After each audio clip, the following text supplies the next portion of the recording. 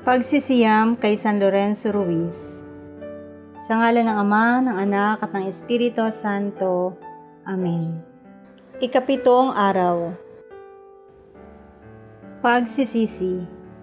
Panginoong Hesukristo, Ikaw na lumikha at nagpakasakit para sa akin. Nagsisisi ako ng buong puso sa mga salang nagawa ko sa iyo. Diyos ko, Panginoon ko at Ama ko, na pinakatatangi sa lahat, ako'y magsisikap na huwag nang lumabag sa iyong kalooban, at ako'y nangangakong magkumpisal ng aking mga kasalanan. Ako'y umaasa sa iyong kapatawaran, alang-alang sa iyong mahal na pasyon at pagpapakasakit sa krus. Amen. Pambungad na panalangin. O kamahal-mahalan at kataas-taasang Diyos, ang biyayang ibinigay mo kay San Lorenzo Ruiz na lasapin ang parusa ng kamatayan alang-alang sa pananampalataya ay matutuhan din sana namin. Sa pamamagitan ng kanyang panalangin, tulutan mo ang mapagtiisan namin ang lahat ng hirap at sa gayon ay magkaroon kami ng malaking pag-asa at pag-ibig sa iyo. O San Lorenzo Ruiz, ikaw na nagbigay dangal sa aming bayan, naging huwara ng lahat ng ama at mga mag-anak, naging saksi ni Kristo sa buhay at kamatayan. Iniluluhog namin sa iyong paanan ang aming kahilingan, nang sa gayon, ang lahat ng aming kilos at gawain ay maayon sa pag-ibig kay Kristong aming Panginoon. Hinihiling namin sa pagsisiyam na ito ang walang hanggang kapurihan ng Diyos at ang karangalan mo bilang martir ni Kristo at tagapagtanggol ng mga Kristiyano. Pagninilay. Ito ang isinasaad sa Aklat ng Karunungan. Ang mga matuwid ay nasa kamay ng Diyos at di sila nakararanas ng kauntimang pahirap. Sa akala ng mga hangal, ang mga matuwid ay namamatay. Iniisip nilang ang kamatayan ay kapahamakan at ang pagpanaw nila ay tuluyang paglaho. Ngunit ang totoo, sila'y nananahimik na. Bagamat sa tingin ng tao, sila'y pinarusahan, ngunit ang totoo, sila'y nasa buhay na walang hanggan.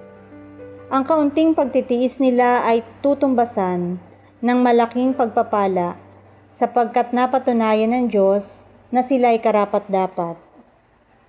Ito ang isang pahayag ng mga obispong Pilipino tungkol kay San Lorenzo Ruiz.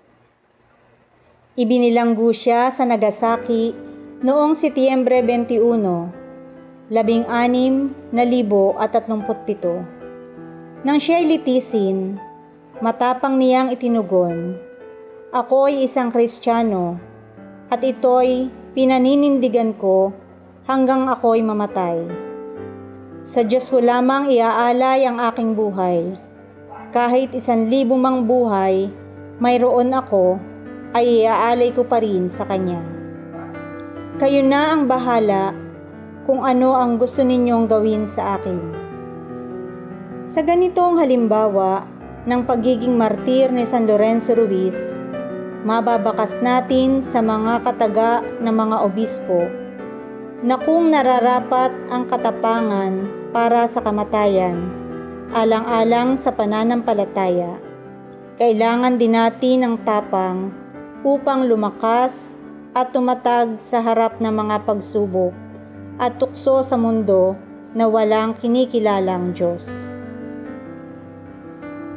Mga kahilingan. Ulirang Ama ng tahanan, nabuhay ka sa gitna ng mga paghihirap. Lingapin mo ang aming pamilya na nasa krisis. San Lorenzo Ruiz, ipanalangin mo kami. Tapat ka sa iyong paglilingkod sa simbahan sa pamamagitan ng pagtupad sa iyong mga tungkulin sa Diyos at sa kapwa. Kami sana'y iyong tulungan na maging tapat din sa aming mga tungkulin sa tahanan at lipunan. San Lorenzo Ruiz, ipanalangin mo kami. Naging dakilang kasapi ka sa mga samahan sa parokya. Tulutan mo makiisa at makibahagi kami sa mga gawaing pansimbahan at maging kasangkapan ni Kristo sa paggawa ng kabutihan. San Lorenzo Ruiz, ipanalangin mo kami. Naging matatag ka sa iyong pananampalataya kay Kristo, kaya minatamis mong mamatay alang-alang sa Kanya. Tulutan mong kami maging matapang na sundalo ni Kristo, na walang takot ipahayag na kami mga Kristiyano at makadiyos. San Lorenzo Ruiz, ipanalangin mo kami. Ama namin, sumasalangit ka, sambahin ang ngalan mo, mapasa amin ang kaharian mo. Sundin ang loob mo dito sa lupa para nang sa langit. Bigyan mo kami ngayon ng aming kakanin sa araw-araw. Patawarin mo kami sa aming mga sala, para nang pagpapatawad namin sa nagkakasala sa amin.